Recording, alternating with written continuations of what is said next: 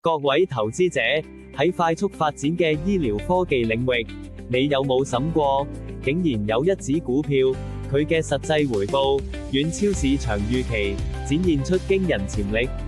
今日，我哋就嚟深入探討 BSX Boston Scientific。佢嘅實際年化回報高達32%，遠超市場預期嘅15%。呢個驚人嘅表現，係咪預示住一個千載難逢嘅巨大投資機遇？一齊嚟探索 Boston Scientific， 一家全球領先嘅醫療科技公司。佢哋嘅創新醫療器械遍佈全球，從心血管到內窺鏡，致力於改善患者嘅生活。呢間公司市值高達1480億美元，係醫療設備領域嘅巨頭。佢嘅產品線覆蓋咗多個關鍵醫療專業。目前 BSX 嘅股價大約喺100.02美元，雖然略低於佢嘅50日同200日移動平均線，但相對強弱指數 RSI 維持喺51.5嘅中性水平。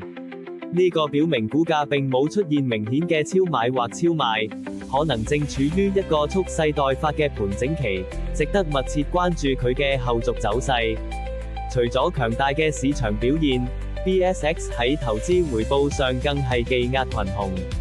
佢嘅實際年化回報高達32%，遠超市場預期嘅15%。雖然市盈率 P/E 係53.49，市淨率 P/B 係6.34，反映市場對佢有高增長預期。但值得注意嘅係，公司目前並冇派發股息，投資者需要留意呢一點。從營運效率嚟睇， Boston Scientific 近年表現亮眼。佢哋嘅資產回報率、股本回報率同總資本回報率，全部從2022年嘅0.02到0.03穩步提升到2024年嘅0.05。更重要嘅係，佢哋嘅自由現金流同淨利潤比率，長期保持喺1.0以上，2024年更高達1.28，顯示出強大嘅現金創造能力。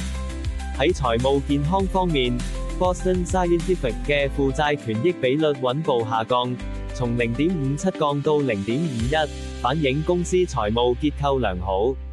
同時，佢嘅收入同 EBITDA 都保持咗約9%到11%嘅年複合增長率，每股盈利更喺2024年增長到1.26美元，呢啲都係公司持續增長嘅有力證據。不過，投資亦要留意風險。過去30日 ，BSX 嘅表現同大市相似，但喺60至90日期間，佢有輕微跑輸市場同板塊。